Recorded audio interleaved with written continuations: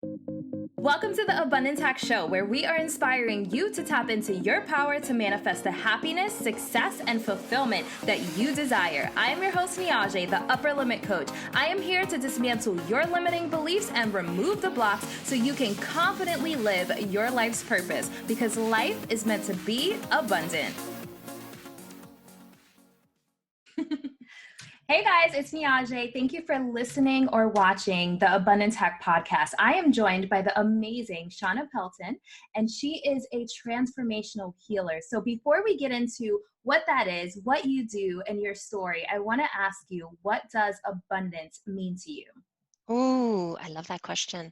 So, abundance to me is, first of all, acknowledging that the universe is already abundant, and so the spin that I put on it is being open to receive the abundance that is available to us I in love all that. ways, in all areas. Yeah. Abundant love, abundant fun, abundant money, abundant opportunities. Yes, I love it. I love it. So what is a transformational healer? Tell us about what you do. Sure. So everybody goes through challenging times. I mean, that's not a surprise. As a matter of fact, I think it was the Buddha who said suffering is our shared story. Everybody has a challenge that they're faced with, but not everybody has I suppose, the skills, the resources, the resilience to overcome that challenge and gain the gold from it. Um, and that's a result of our conditioning and the programs that are in place, cultural programs as well as family culture and things like that.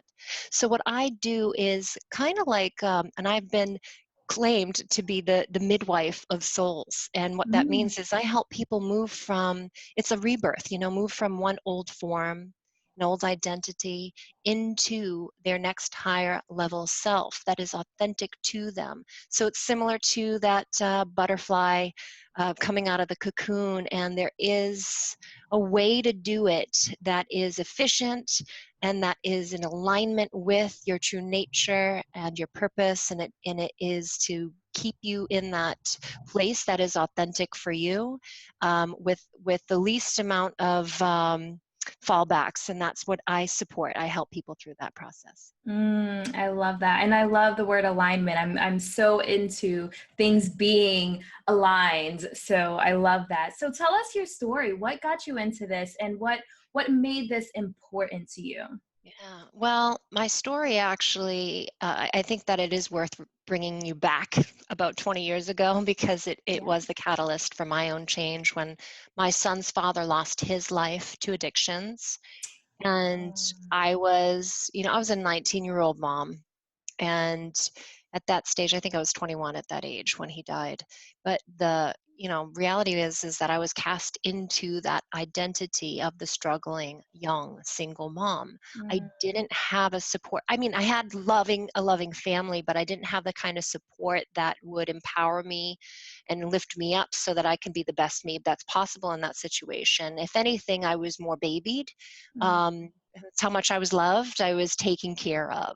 And so I know that boohoo, okay, I was so loved and taken care of, but in truth, it weakened me, to the mm, point where I felt dependent on other people. And as a result of my challenge, I ended up I was a chronic bad decision maker.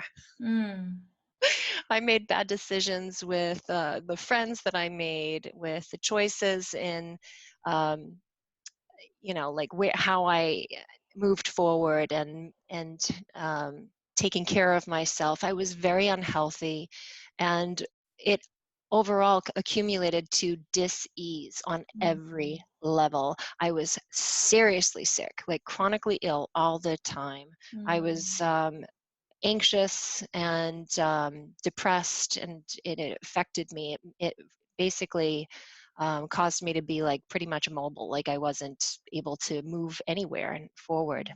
Um, and I had stinking thinking. So my attitude was that, like, woe is me, I must have done something wrong. I must have been a sinner. Dear God, please forgive me from my sins. God, mm, take away all my pain. Again, it was like somebody else do it for me because I didn't have the legs to stand on my own, or at least so I thought. And at one point, I ended up looking into my son's eyes when he was really young, and I realized that he was going to find himself in life's inevitable challenges, right? I mean, we all, like I said, we all go through them, and I was like, oh my God, he's going to have this problem someday. Maybe not exactly, but something like it. And he's going to model after his caregivers. His father died because he couldn't handle his problems, and I'm going in that direction. So because of that, he really motivated me, or that decision to give him another way motivated me to change my life.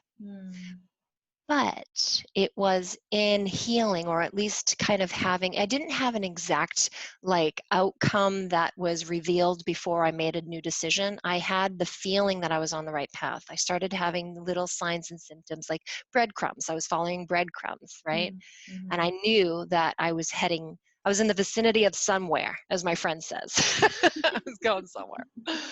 And I remember one day, I was standing in my kitchen and I was looking out, daydreaming about my life, thinking, oh my gosh, what's possible now that I know that there's another way other than, drugs or dependency and just misery and complaining and sickness. And I realized that people are everywhere and are in need. And I wanted to be that kind of, example. And I wanted to be in service. I didn't know how I was going to be in service, but I knew I wanted to be in service. So that's how I ended up on this path of learning what it takes to really change your life and to align with what's best for you. I love that. So long story. No, I love it. I love it. So you realized you had to make a change. So what were some of the things that you did to like pull yourself out of that mindset of making bad decisions and kind of that victimized, like, woe is me attitude? How did you pull yourself out of that? Well, it was really hard at first, I have to admit, because I started my path during a time when the internet really wasn't a thing. I mean, it wasn't a household item to have a computer at your desk. So I needed to go to the library and like kind of just consume as much, uh, resources as possible and put puzzle pieces together.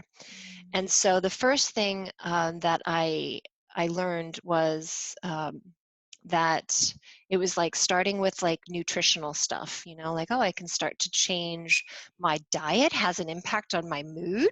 What? You mean to tell me that like my chicken nuggets and French fries have an impact on my mental health? I don't get it. Like, it just, no one ever taught me. I don't even think I ever had a fruit or a vegetable. Like, I drank soda and had ice cream and spaghetti and meatballs and hamburgers, and that was my diet. So that was a big deal for me to start to change my diet and to really notice that I could feel better that way. But I remember there was like an aha or pivotal moment when I was, my change paralleled a time where I was studying aesthetics. I was in school for aesthetics. And my teacher was also a Reiki practitioner. She was a Reiki master. And I didn't know what Reiki meant. I had no clue. I mean, this was like, I'm talking like I was very much like the typical American. I'm sorry, it's not an insult. It just is what it is. Like especially 20 years ago, I mean, when you had a problem, you went to your medical doctor. If you had negative thinking, you went to, a mind doctor, a head doctor, whatever. I called them shrinks. I'm sorry. I know it's an insult. And that's not what I meant it to be, but anyway. So I had judgment. I passed judgment on this woman who was performing Reiki on a student. And I remember like raising my eyebrow and being like, what are you doing? Okay. So for any listeners who may not know what Reiki is, I'm Yes, familiar with it, but how would you explain it? Reiki, it stands for Universal Life Force Energy. And it's really about, being the conduit, if you would. I know that many people might have a different interpretation, but the way I experience it is allowing yourself to channel the energy from the highest source of good. So God, the center of the universe, um, the higher realms of consciousness, the hierarchy of light, however you want to say it. And so you direct it into the attention, wherever your focus is. So it's like for another person, you might be directing it on a physical pain or an emotional pain, that sort of thing. And when I tell you, so I sat down for this Reiki session and I literally started to bawl, like just nonstop river of tears. And I looked at the woman, I was like, I don't know why I'm crying, but it actually feels good. Can you keep going? So I slept incredibly well. My headache went away. I was chronically, migraines were my thing. And I went back the next day and I said, I don't know what just happened. I can't define it, but I want to know more. And so that kind of put me on that path of learning about energy medicine as a way to support people in their healing. But that just opened the doors for many, many other dimensions of healing and helping people. Wow, that's amazing. So, not to veer off from your story, but I know there's a lot of people right now that call themselves healers or Yeah. say that they're Reiki. Like if someone wanted to explore Reiki, I feel like it's important that they go to a person that is like authentic. I don't know the proper way that knows what they're doing. Yeah. Because I feel like there are a lot of people who don't. So what are some tips, like if someone is interested in finding a Reiki healer or practitioner, what are some tips you recommend them finding like the right person? Sure. That's a really good point. And as a matter of fact, I squirm when I read the advertisements online for, hey, learn Reiki online, self-study course. It's like, no, that's actually not at Yeah, all what this is people about. You're not people going are to do getting it. their they're getting their certifications from like Groupon or something. Right, exactly. Um, so, you know, there is something called an attunement, and as a practitioner, you go through the learning. There's the like, oh, what do I do step by step during a session? But there is literally an attunement is. If you think about what the word attune means, it's at one or a tone, and so it's lifting your frequency to be in harmony with the universal mind, the all, with God, consciousness. And so you're moving from your low vibrational state of being, which is often our, critical, judgmental way of being, into a more open, compassionate, loving mindset. And so that attunement is done by way of a handing down from the practitioner. And there are actually a few different some things that most people don't know about Reiki in particular is that it started, I don't know, maybe 100 or so years ago, where the long story I'm not going to get into, but the person who originally received the attunement received it from the hierarchy of light, and received this blessing of being able to help people heal. And he only taught 2 people, and he taught 2 people, and they were like, from there they taught like 2 people, and they had to have a very specific and rigid school that and like basically like they were able to teach many, but the students had to come to them.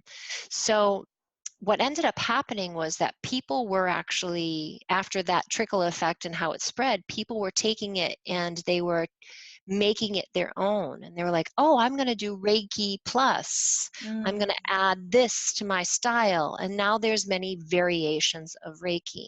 And it's not to say that those things aren't valid or credible or legit. It's just to say that it's not original.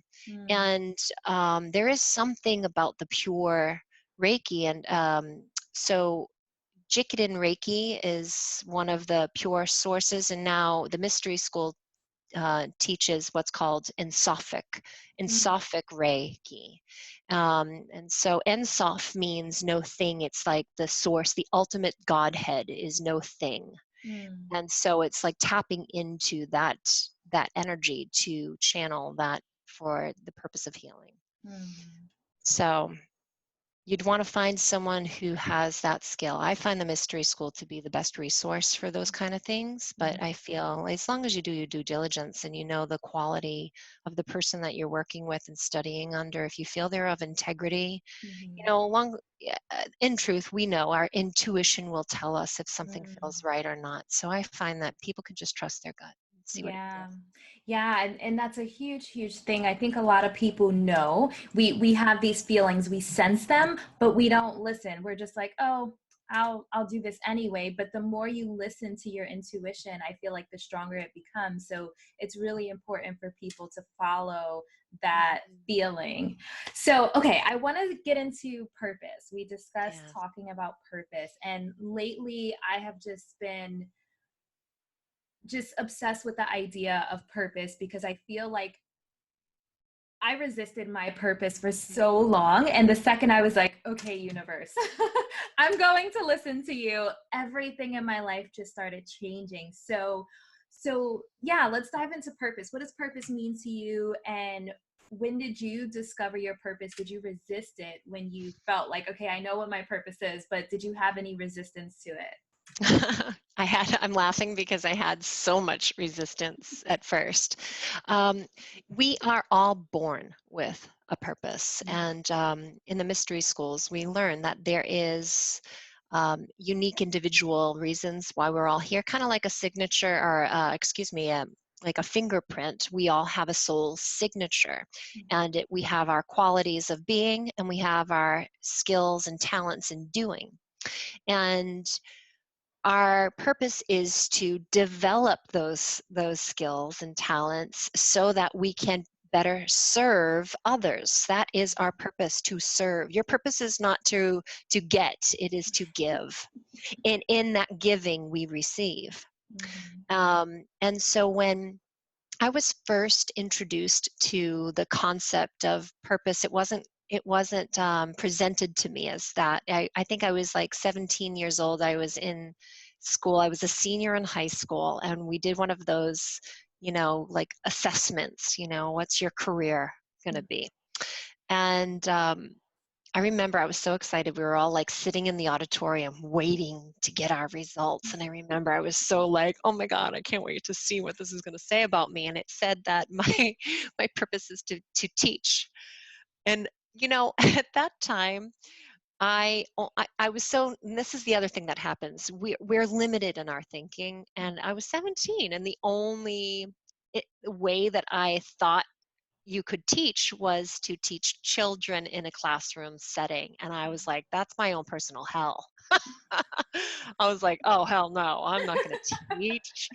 And then I did the whole, like, you're not the boss of me, miss attitude. And so I went off on the opposite direction, and I was like, I'm going to go study business. And then I'm going to go get pregnant. That really wasn't a plan, but it happened. So anyway, I totally veered off my path. But when I started to kind of get my feet wet in the working world and doing a lot of things that didn't serve me, didn't fill me up, right, or fill my cup, it didn't bring me joy. And I remember there was a day that I was going into work and I was sobbing at the door, trying to collect myself because I was like, I hate my life. I hate this thing that I do every day. And I had to find, like, it was like a checklist. All right, here's all the good things about this work that I'm doing. Here's all the reasons why it's good. And that way I would stop crying and be able to be present in work, and do what I had to do and like pretend everything's fine. Which Oh is my what I goodness. think happens, right? I feel like so many people do that. So Yeah. many people do Yeah. that. Yeah. I mean, not just in career, but in relationships too, talking themselves into the person that they think they should be with and talking themselves into a job. And so many people are just not happy in their lives, but they're settling. They're just accepting. So how Yeah. does a person find their purpose? Yeah. So what's interesting is that it's in those moments of complete like breakdown that you find them, that the breakthrough comes through that.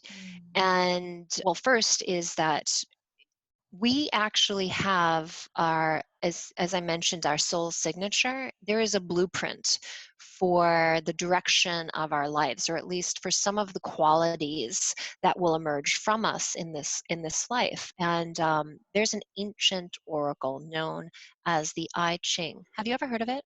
No. So it's like a 5,000-year-old, I believe, Chinese oracle, if I'm not mistaken. But anyway, from that emerged a new oracle called the Gene Keys, and it's a modern day or wisdom teachings. And I think that this is the like world's best kept secret. It's so incredibly rich for helping you discover your purpose as well as unleash it out into the world. And so when I work with people, I use the Gene Keys as my tool to help people understand like what their purpose in being is. Like it's a way that we are as well as doing. But anyway, so to know that you have certain challenges that you are to move through, specifically to build up that muscle of yourself. So like, for example, that story I shared where I first learned that, my gift was, I was a teacher. And that was my, like, what I was going to do in the world. And I ran away from that and I separated myself. Why? I had to go explore the depths of my darkness. And I had to go to as far away from that thing, that purpose as possible. But what's funny is I went into a realm I thought business was opposite. In fact, it wasn't opposite. It was just, for me, it was the other end of the spectrum for how I'm teaching. And so it was still in line with my purpose, but it was like a hidden purpose. It was underneath the surface of awareness. And so by going into that, exploring what I thought was interesting, I discovered what I'm not, and I discovered some talents and built up my muscle for becoming a teacher. And it took me literally about 10 or 15 more years to have that, oh my God, I love teaching. But I had to go through the darkness and come back up into the light and emerge as something else and realize that that was within me all along. I was sitting on that gold and I just had to open it up.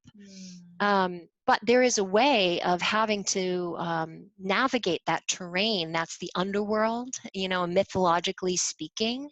They say that, we all go under and we all go into those dark places. They call it the dark night of the soul. Have you ever heard of that? No. Oh, girl. I'm loving this. We have lots to talk about then. The dark night of the soul is that breakdown moment that we have, and from it we become what was within us all along. But if people don't know, as I mentioned from my earlier days, like I didn't have the resources, or so I thought. I didn't have the support system. I didn't have the guidance. I didn't have resilience. I was very weak, which is why it took me a really long time to come out. And also realize that people don't know what they don't know. And that's why I dedicated my life to serving people on this journey. So I'm sure I veered off your question a little bit. No, you hit so many amazing points. Yeah. Yeah, I feel like the terminology that you're using may be a little different, but I 100% resonate. And I feel like I've gone through a very similar situation. Like I knew my purpose, but I resisted. And I'm just like, no, I don't want to do that. And I went in a different direction, but every single thing that I've done has contributed. It was a puzzle piece to lead me to right where I am. And looking back in hindsight, I probably could have gotten where I am a little faster because the universe was sending me little signs and little messages, but I was like, nope. Right. But now looking back in hindsight, I'm just like, it makes perfect sense. And so there was a game, I explained this in maybe one of my first podcast episodes. There was a game as a kid that I don't know if there was a specific name, but like hot and cold. where like somebody would hide something, and the closer you got to it, they would say hot, hot, hot, or the further away you got from it, they would say cold, cold, cold. And so I feel like life is kind of like that. We veer Yes. away from our purpose, and that's when we feel cold, we feel empty, we feel Yeah. lost, and we feel unfulfilled, and there's Yeah. voids, and there's even like physical pain and like emptiness. So the Right. closer we get to our purpose, the hotter we feel, and like the more fulfilling, and the things that set our soul on fire, you're getting closer to your purpose. So that's kind of how I see it. But we have to veer away from it to know, okay, no, this doesn't feel good. But some Right. people get used to that not feeling good, and they just think that that's what life is like. This is as good as it gets for me. But I'm just like, Right. no. There's so much. If you're not like madly in love with your life, if you don't feel it in your body, like what you're doing is like why you're here, then there's more exploring. Absolutely. Absolutely. When you feel that feeling of like settling, like you described, like, all right, well, this is as good as it gets, or if you feel adrift, those are your cues to go deeper into that pain, to kind of look at it in a new way, with new eyes, with new understanding. And from that place, you're able to, what comes from it. And it reminds me of the, like planting a seed, right? You need to plant the seed in the soil, which is dark and dirty and quite, I don't know if you swear, so I won't say what else is No, no, go full, ahead. full of compost. Let's just say that PG, keep it PG. It's full of No, compost. it's totally Is imposter syndrome holding you back from taking your business or life to the next level? Is your upper limit preventing you from achieving the success you truly desire and deserve? Because you do deserve an abundant life. Go to Niajae.com/transcend to register for my exclusive masterclass, Transcend Your Upper Limits. Learn how to navigate through the hurdles on the way to the success, the happiness, and the fulfillment you desire. That's Niajae.com/transcend, Niajae.com. It's time to transcend your upper limit. And it needs to be that way in order to prep that seed for what's to come. And that seed breaks through that soil. And it also reminds me of another breakthrough moment is, I actually learned a little something through an error I made. I was watching a cocoon form. A caterpillar was forming a cocoon in a plant that was literally outside my front door. So every day I would come and I would watch this progress. It was so beautiful. It was wonderful. Wow.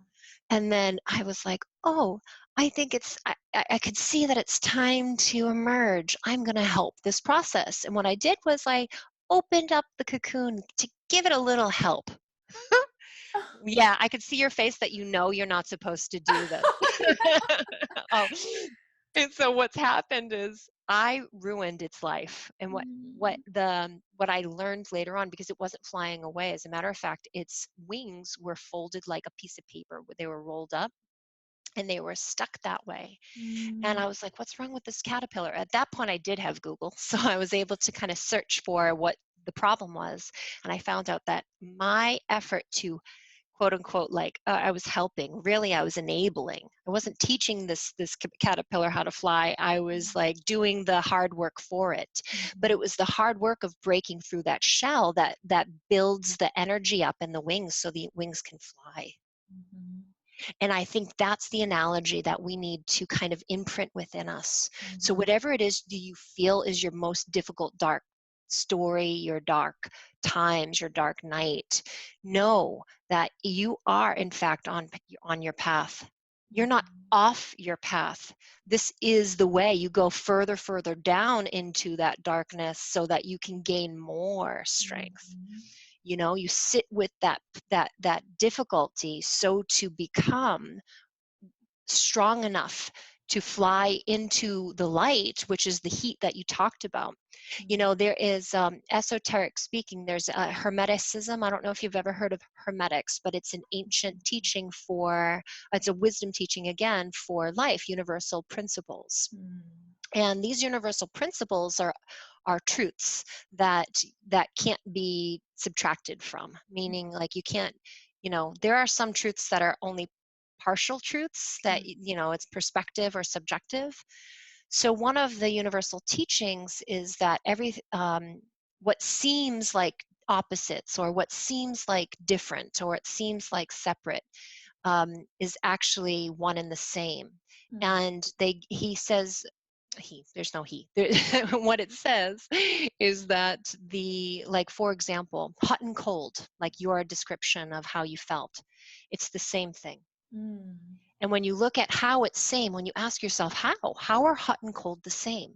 You find the common denominator, and that's the secret. That's the way out. So what's the common denominator of hot and cold? It is temperature. They're both temperature. So that's where the secret is. The wisdom lies in knowing what this common thing is. And that's the wisdom. Oh, I'm not separate from temperature if I'm feeling cold or if I'm feeling hot. It's all the same. So on the same principle, when you think about how we feel sometimes adrift, we feel separate from our purpose, the truth is that you're on path. You just haven't been taught how to navigate that darkness. You are never separate from your source. It's only in thinking. It's only in believing. It's not a truth. Yes. Oh, I love that. And I feel like people they run from their darkness.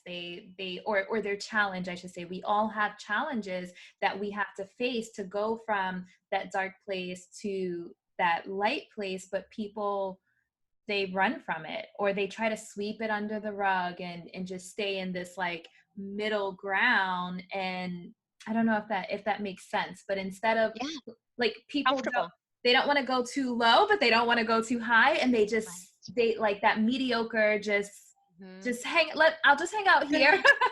Yeah. And so to me, that's just that existing. They're just existing. They're not living, and then they're not thriving. But there's so much more. So what would you say are some steps that people can take to just get out of that middle ground, or even if they're in a low place and they are facing their darkness? Because one thing that we have to do, I think, is learn to not only love our light, but to love our dark.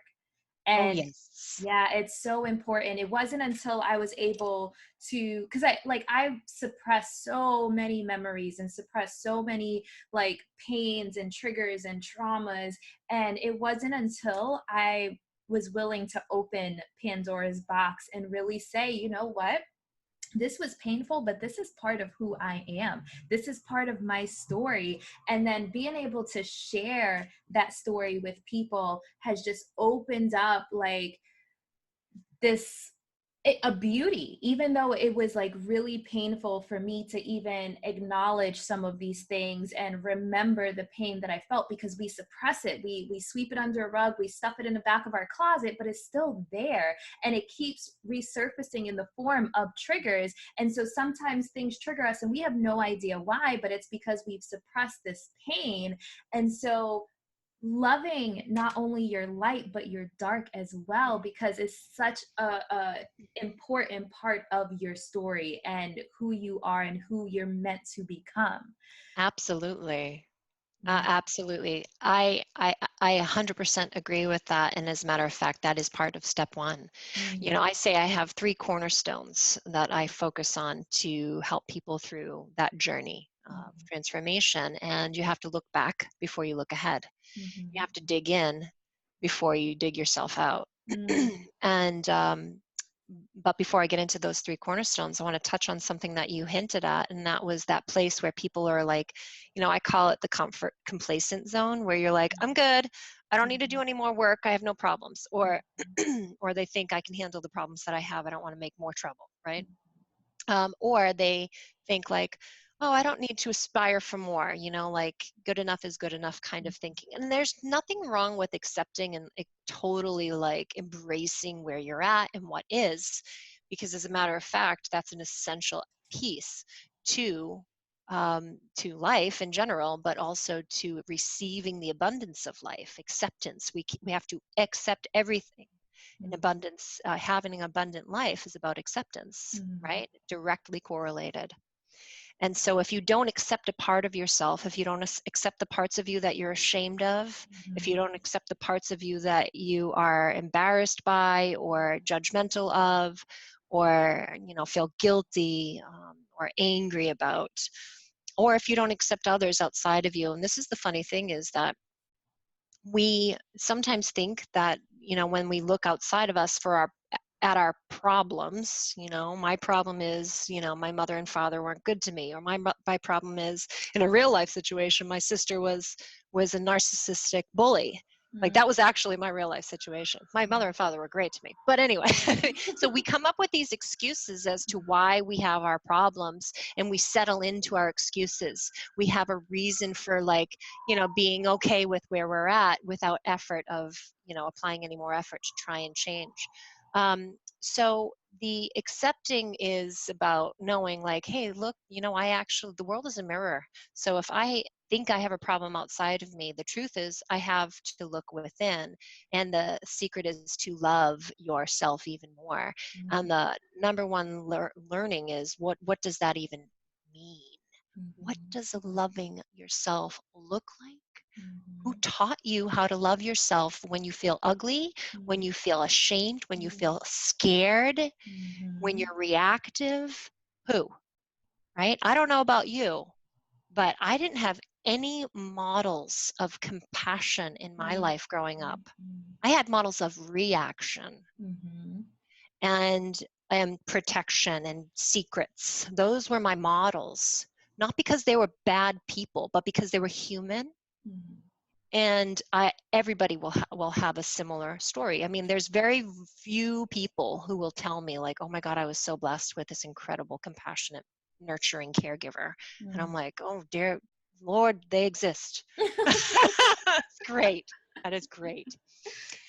So step one in this cornerstone is going in and in healing the parts of you that feel like they've been isolated, separated. I literally just had the vision of the island of misfit toys. You know how, like, you cast these parts of you out? It's like you're the outcast. You don't belong with everybody else. So you have to bring those outcast parts of you back into your present moment self, and you have to, like, accept it fully. Like, for example, one part of myself that I was an outcast and I was ashamed of was, I am provocative. And as a result, people are triggered when I press them to think differently. So asking questions that forces people to doubt their stories of, like, who they think they are or what they think might be possible is actually my gift in how I help people out. But before I knew it was my gift, I was embarrassed of being the person who maybe triggered someone into their, like, protective state. Plus, it was unrefined. Let's face it. It was kind of like, you know how you have a lump of clay and it has potential to be anything, right? So my provocative self had the potential to be transformative self, like helping people wake up. But back then, I didn't know how to use it. So it was kind of formless, if you would. So I had to bring that part back to me and bring it and claim it as my power. It's like, oh, this is actually good. What people think they don't like about me, it's not my problem. It's their mirror. They hate to see themselves in me. Yes. So I had to own that. I'm like, this is God's gift. Well, who am I to deny God's gift to me? Yes. Right? Why? Because I'm uncomfortable. I have to learn how to be comfortable in the uncomfortable. So that was a process. Yes. Yeah, so that was stage one. And I actually do a process that I work called Forgive to Live Again, because you have to go through the forgiveness process is very much an action. It's not a concept. And so I bring people through the action of what that means to forgive and bring love into those parts of us. The second cornerstone, so it's like, all right, well, what are the steps? It's like, okay, step one, do that. You go back, you look back. Step one is be here now. Be fully here now and activate your potential in this present moment. Yes. And from that place, you know what it means? It's like you know how babies are born and they come into this world brand spanking new? They need the most care. It's like, oh, you need to learn how to walk. You need to learn how to talk. You need to learn how to feed yourself and develop your skills, right? So in that present stage, you're catching yourself wanting to resort to your old behaviors, but you're making new choices, because that's where our magic is. Yes. Magic happens in the moment of we make a new choice, right? Yes. Sometimes too, Niaja, is the choices to be forgiving when we forget. Forgiving ourselves when we forget who we are when we're triggered, or when we act the same old way and we know better now, but it's like, oh, that's okay. Forgive yourself. Make a new decision in this moment, right here and now, to begin again. Always begin again. Yes. So that's stage 2. You're on this journey. You're exploring. You're growing. And then stage 3 is like, all right, now you have some muscle. You can lift heavy weights. You have to make an impact on this world. You have to give those gifts that you've gained. So my gift was, I know how to strategize. I know how to teach. I know how to help people have future thinking. So you know what? I needed to create a business or align with an organization that allowed me to best access my gifts so that I could feel fulfilled and bring joy into my own life by giving these gifts. So it doesn't matter the what. And this is where we have a myth. We think that we're not on purpose because we don't feel like, maybe we're not making the money that we want to make, or maybe you don't have the recognition or respect or whatever it is. It's like your purpose isn't about those things as much as it is about giving away what you have to give. Right? And so you can be in any area of career. So for example, yes, could I have taught children? Yep. But there's other areas to pass along those gifts that we have for teaching. So it can shape shift your purpose. It doesn't have to be just one thing for all eternity. You've got the ability to recreate yourself over and over again, but it's like repurposing, because you'll have those you'll have all of those same pieces, even if you break those pieces down and you have them, the elements to build your life back up again, because those pieces are always with you. So that's stage 3. So those are the 3 cornerstones of how I see people moving through this journey. I love it. I love it. Love it. Love it. So, so I understand you have a free gift for the listeners. Yeah. Do you want to tell us about that? Sure. So basically, when people are thinking about like, where do I begin? The overwhelm kicks in.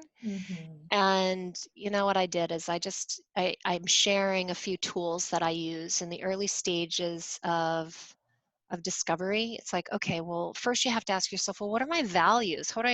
Your values are in alignment with your purpose. So you start to discover your purpose when you start to evaluate those values. And then you look at like, all right, well, where am I at? What are some of the pain points? And then it's like, well, where do I want to be? What are some of the aspirations, right? So it's like a little journaling exercise to kind of get everything out of your head, which is where worry, fear, and doubt live, and onto paper, so you have a new perspective. You can see it outside of your head, literally a new dimension way of thinking. And then from there, I have an audio that is I call the envisioning process.